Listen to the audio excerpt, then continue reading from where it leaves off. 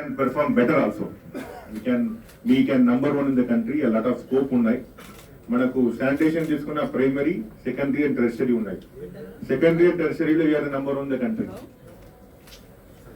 Management primary is the issue for us. దానికోసం ఈసారి పెద్ద సంఖ్యలో ఫోకస్ చేస్తున్నాం.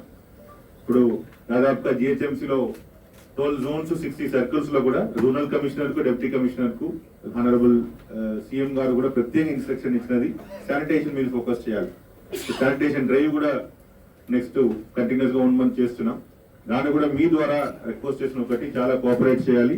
ప్రత్యేకంగా ప్రజలందరం కోఆపరేట్ చేయాలి. ప్రతిరోజు ఒక డ్రైవ్ పెట్టుకొని, ఒక టీం పెట్టుకొని చేస్తున్నాం.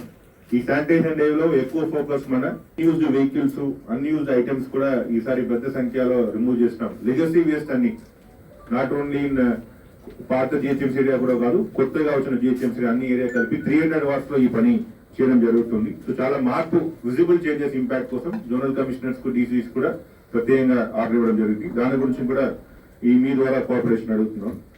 నెక్స్ట్ ఎనర్జీ ప్లాంట్ ఉన్నాయి. ఇప్పుడు నూతనంగా ఇంకొక ఫేజ్ 2 ప్లాంట్ కూడా రెడీ చేయడం జరుగుతుంది. దానివల్ల మనకు RDF processing capacity Jawahar Nagar increase చేయడం అవకాశం ఉంది.